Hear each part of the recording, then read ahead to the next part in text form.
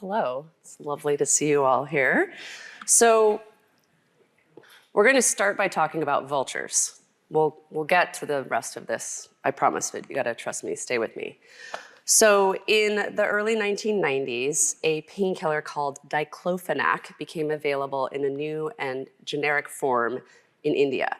And farmers quickly realized that this generic version of diclofenac, which has been a safe and widely used drug, human drug for decades, was highly effective at treating inflammation and pain in their livestock. They adopted it quickly and almost universally across India, a country with over 500 million livestock animals, most of whom are not for consuming, but for lots of other kinds of reasons. What no one knew at the time was that even the smallest residue amounts of diclofenac in an animal carcass, when consumed by a vulture, causes kidney failure, killing the vulture in a matter of weeks. And the crisis that followed was historic in its speed and scope. The three most common species of vultures in India died in less than a decade. The region's primary scavenger became carrion. Quickly, it became obvious that India was dependent on vultures to clean up millions of carcasses of cows, sheep, and other livestock animals that died each year across the country. And without the infrastructure to process the carcasses, the shock of the sudden vulture collapse led to animal carcasses piling up all over. And a public health emergency followed, the depth of which researchers are still teasing apart. So this is what happened. An estimated 500,000 people in India died additionally over the normal population death average over the course of that 5 years due to the sudden loss of their vulture population. Hundreds of millions of people lived in these districts. And researchers attributed those deaths to increased rates of disease like rabies coming from other predator populations that came in, as well as decreased water quality due to contamination from decomposing carcasses, now including vultures. In addition to the loss of life and health, the vulture crash was costing India billions of dollars. The cleanup that vultures had done in the past, for free, if you will, now had to be accomplished with human crews and vehicles and expensive new facilities like rendering plants. Pro tip, if you want to sleep at night, don't Google animal rendering plants. This is the one picture I decided to go with. So a couple of the researchers estimated that every vulture, individual vulture in India, was providing between $3,000 and $4,000 in economic value during its vulture lifetime. That's probably undervalued based on what information they could have at hand. And there were also pollution and climate impacts, releasing greenhouse gases. Overall, it was just a horrible situation. And this is a quote from one of the researchers. So this is one example of systemic failure in intertwined cultural, biological, agricultural systems. Other ones you may have heard of are the Four Pests campaign that led to the Great Chinese Famine. You may be more familiar with the Great Hunger or the Irish Famine or the other names from which that one is also attributed to a big complex interweb of things that happened in this country that fundamentally changed the social, cultural, and economic shape of Ireland. And so it's a prime example of unintended consequences in complex systems, which, I don't know, might be something that some of you here today are familiar with. So let's get to what that's going to be all about. So hi, I'm Courtney. I almost got my PhD in neuroscience, and then I ran off to join the internet. And I've worked at all of these places. I've been in the industry for 25 years now, I think, which is sort of a terrifying number. And you may have seen some of my work already. MTTR is lying to you. Root cause, there's a lot of work that I've done as a part of this thing I have started called The Void. So what's The Void?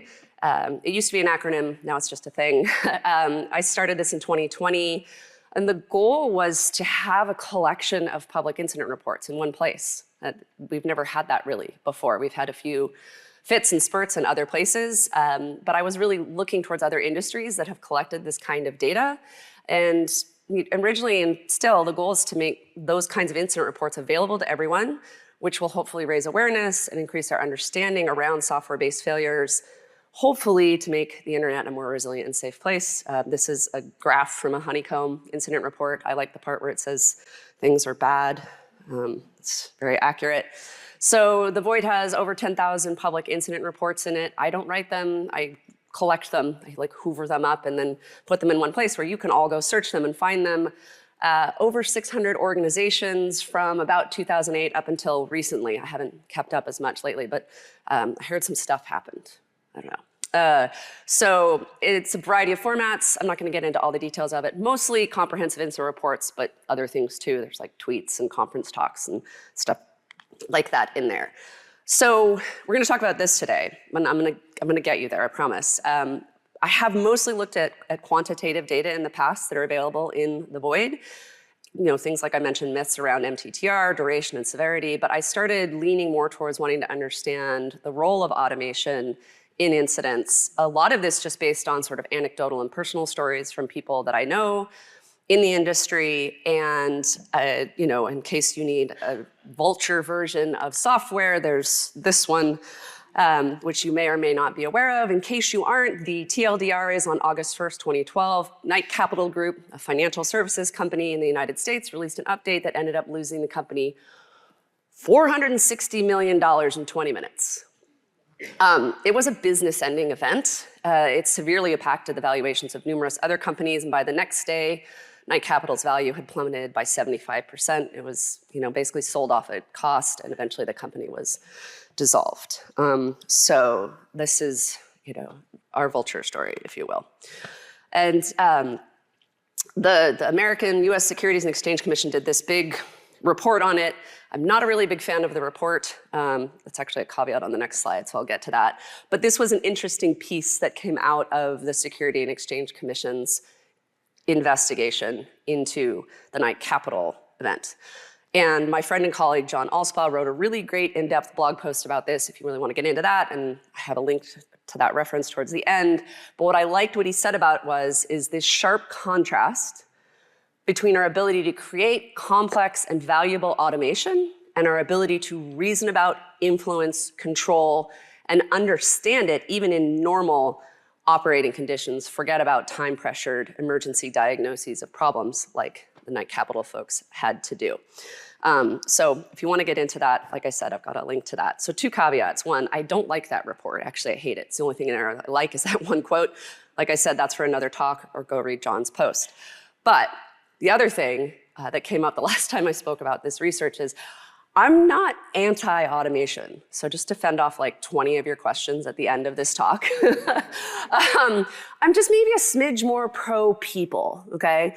I understand, I know that automation is a necessary and generally beneficial, like adaptation for businesses and organizations of all sizes, and it's certainly not going away. What I'm here to do today is to challenge our current mental models about automation and how that influences the tools we build and the way we deal with those systems. So, okay, we're getting there.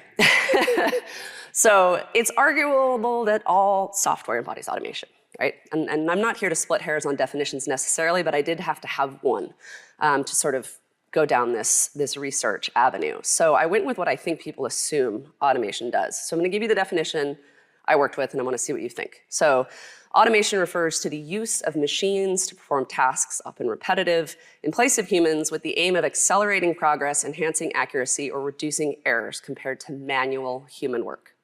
Is everybody kind of with me there? Like, so show of hands, how many of you would like agree with that definition?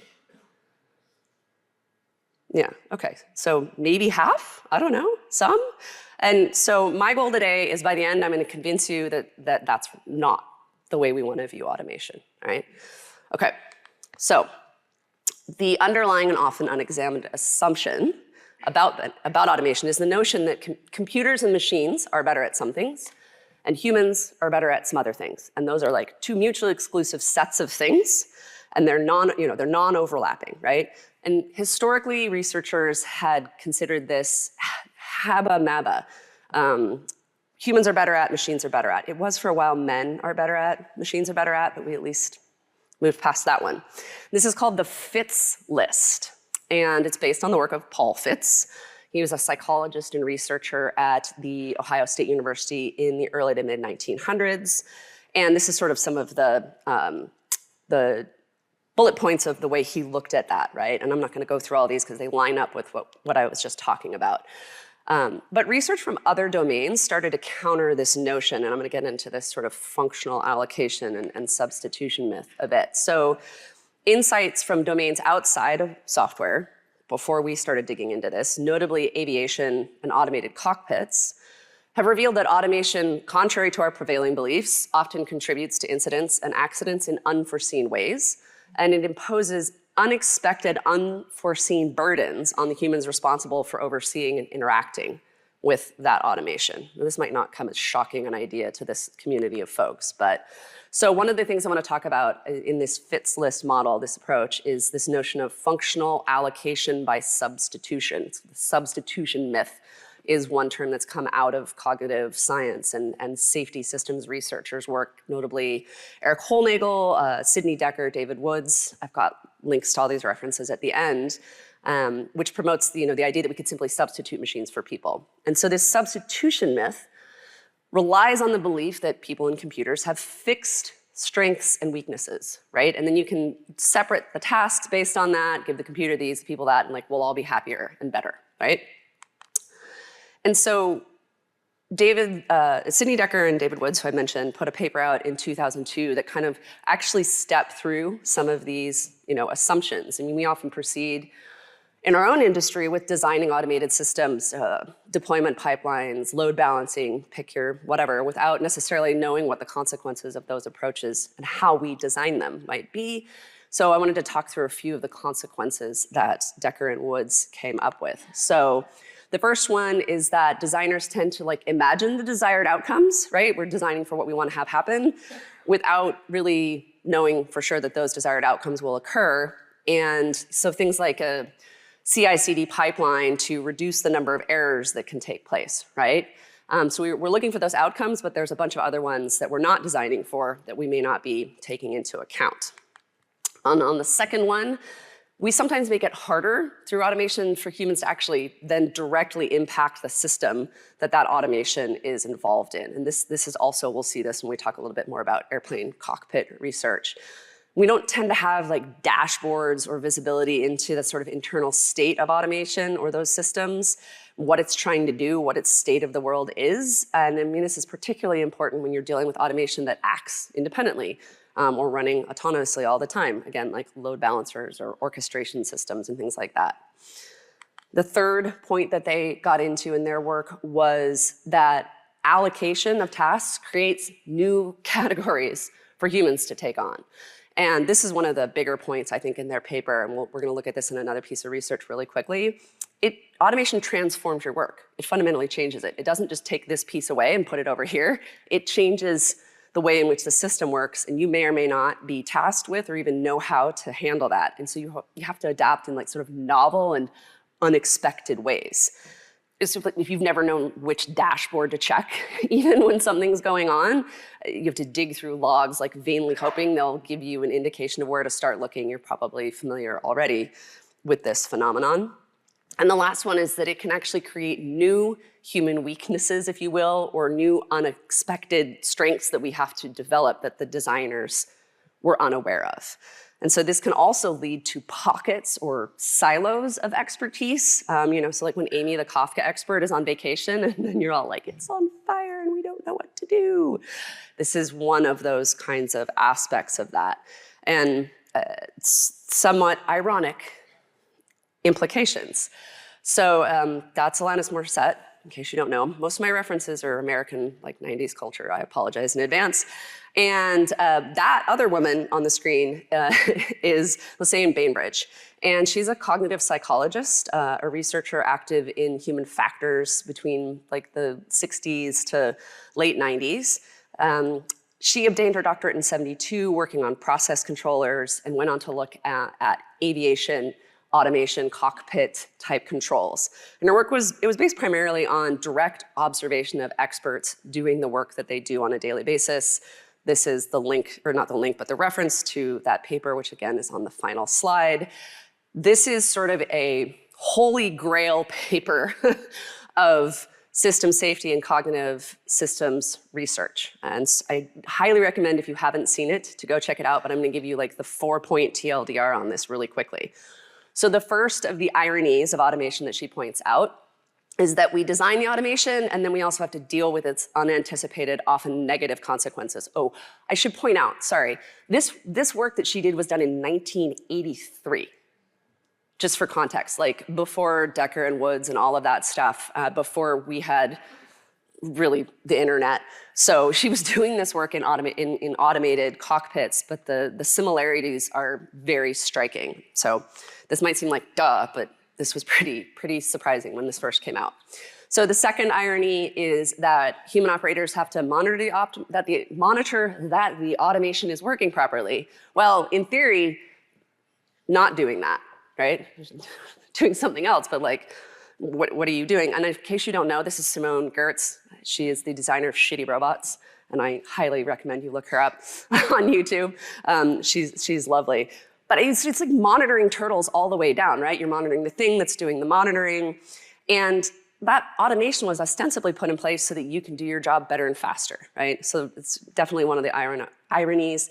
When that automation fails, the consequences of that is that when the humans have to take over, they lack the knowledge or the experience to know what to do, because that was theoretically taken away from them and given to the machine, right?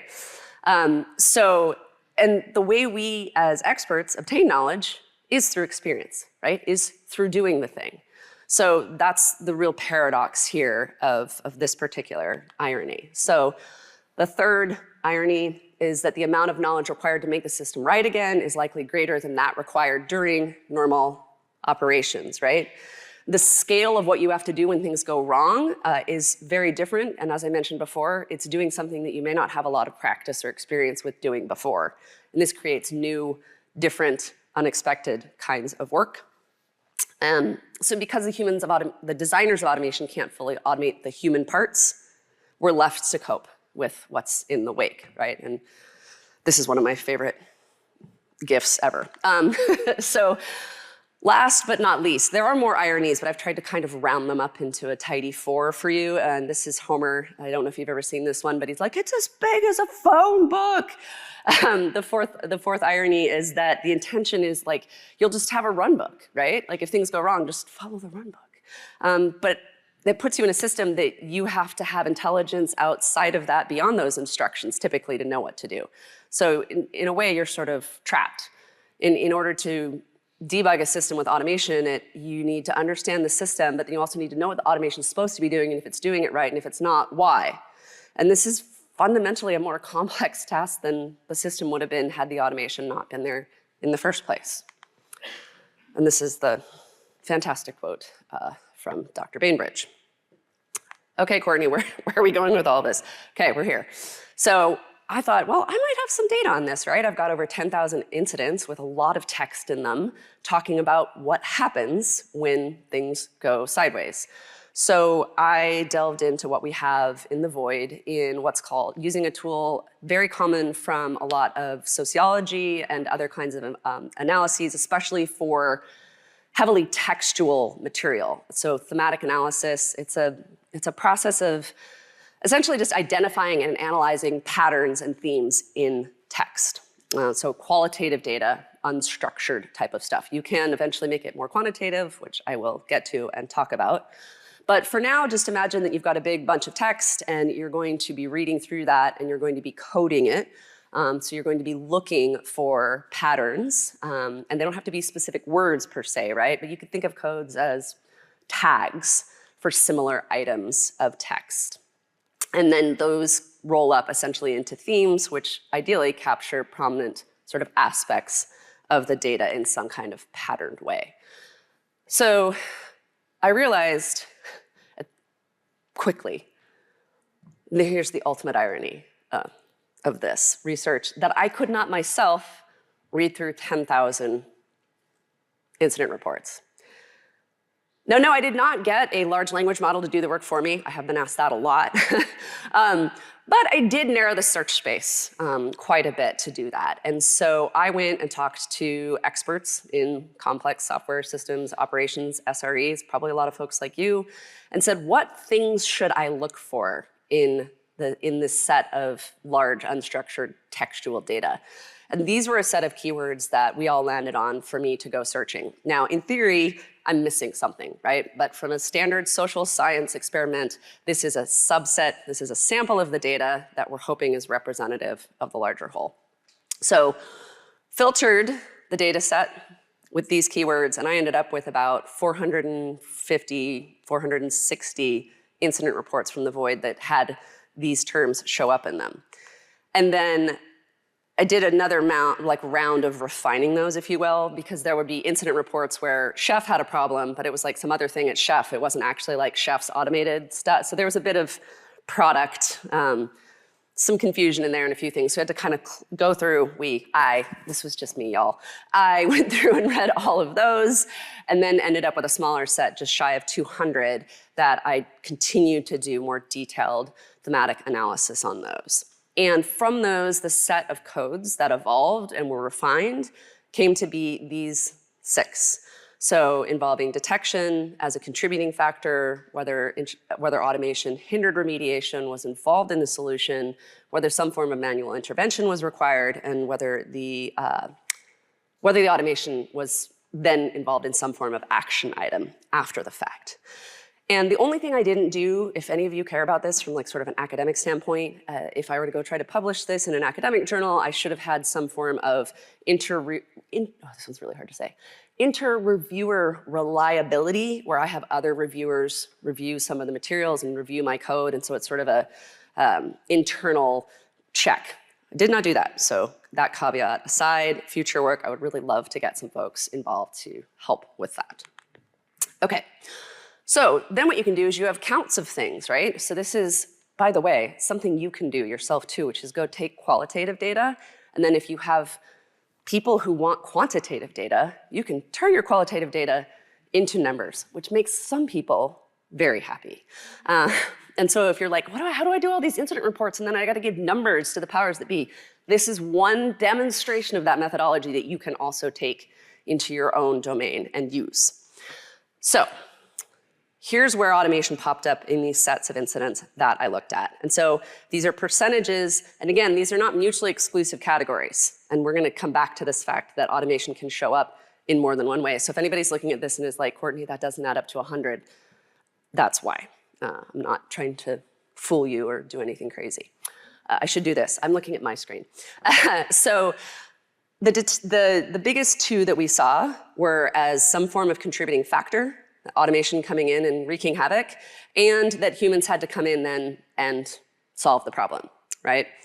And so if there's really just one thing that I want you to remember from this set of research, is that, this is Simone again, 75% of the time, y'all had to get in there and fix whatever had happened, regardless of how else automation showed up.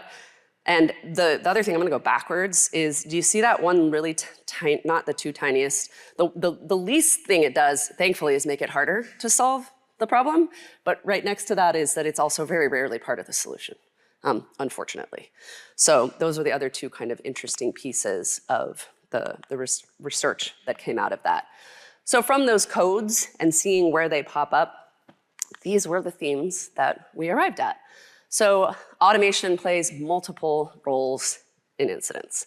And although it's primarily developed to remove tasks from human oversight and alert us only when issues arise, it frequently becomes a contributing factor in incidents without the capability to resolve these incidents independently. And in many cases, automation takes on many of those roles, all within a single incident.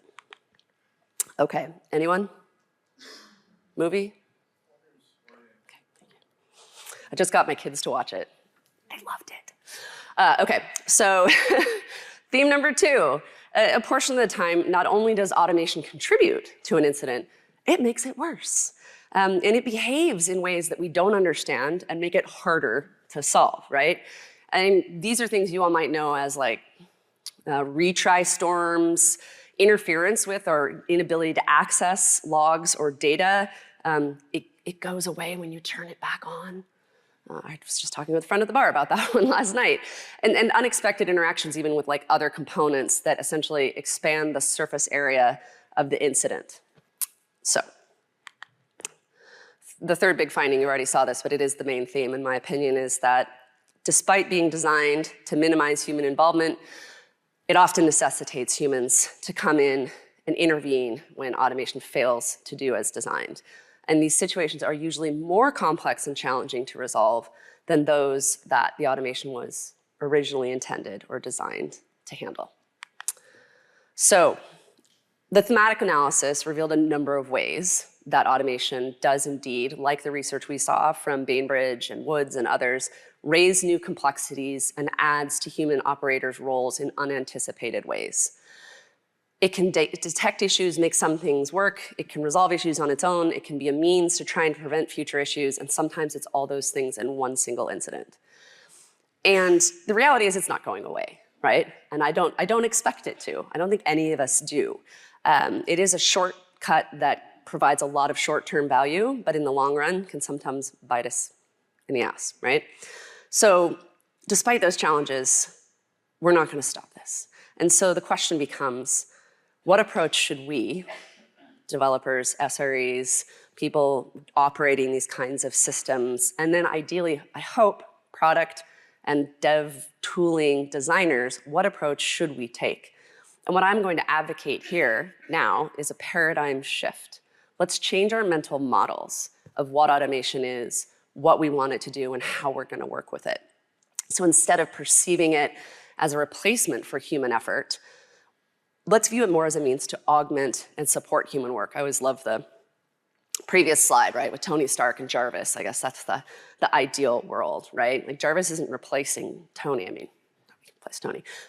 But Jarvis is there to like make it easier, make it better, except for when you know what I mean.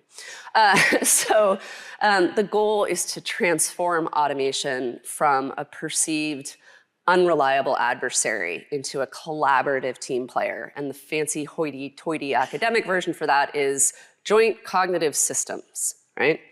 So in the remaining bit of time that I have here, I want to walk through, I apologize, the most sort of obnoxiously text-heavy slides in the entire presentation. And so, but this is some research from Woods yet again and colleagues about an unfits list, if you will, for joint cognitive systems, right? Machines have cognition. We give them, we program in cognition. How do we do that together better? Because automation often ends up being a bad team player because we build it in the model of that fits functional allocation substitution myth world. So David Woods and his colleagues have proposed this alternate approach. This is a lot. I mean, you will get access to the slides, and it's not something I can like fully go through in the very many last minutes that we have left here. But I want really for you all to kind of pay attention to the fact of the things that we're saying, that it's not that machines are good at this and humans are good at that, but it's like machines are good at some things and not good at some things, and they need us to do this. And we're good at some of these kinds of things and these other things, and we need them to do that with us, okay? That's the very hand-wavy version of it, and it has fancy words like ontologically limited, right? But we have different models of the worlds in which we operate, is the really takeaway from that. And how do we bridge those two different world views that machines might have and that we might have? They run this set of unfits things into 10 aspects of joint cognitive systems. And again, probably don't have enough time to like go through all of these. And what I would like to say is, this is the point at which most people say to me, okay, some of those sound pretty cool. Like, do I have a pointer? I think this thing has a pointer. Oh God, it's like I'm in grad school again. Some of these are cool. Like, it sounds cool that agents, like computers and humans, we're both agents in this model, we must be able to engage in goal negotiation. Like, I don't want you to do that. Why do you think you're doing that? Why should you do that? I don't want you to do that. Well, why do you want, okay, well, maybe we could figure out, right? We can't do that with our systems right now. So there's pieces of this that when people look at, they go, that sounds great. And then they say, cool, Courtney, what examples do you have of this? And the sad answer is, I don't have any, y'all. I don't know of anyone who's designing automation systems, developer tools, orchestration systems, observability platforms. I don't know of anyone who's taking these into consideration. And so my biggest plea at this point would be, if you read this list and you go, some of those would be great. I would like some of this in my automated systems, or I would like this in some of my observability tools or whatnot. And you know of anyone who's doing that, I would love to hear about it. Sorry, I'm hearing me hard there when I put my hand on my heart. But I would love to hear about it, because I would love to go talk to those people and sit with them and see what they're doing.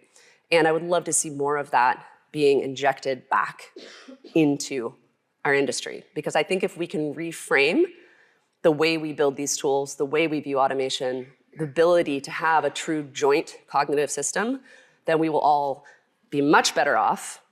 We won't stop working. Robots aren't coming for our jobs. I think most of you know that.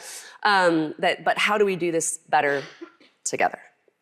So that is the long list of references that I mentioned at the end, and I'm happy to take any questions that we might have left.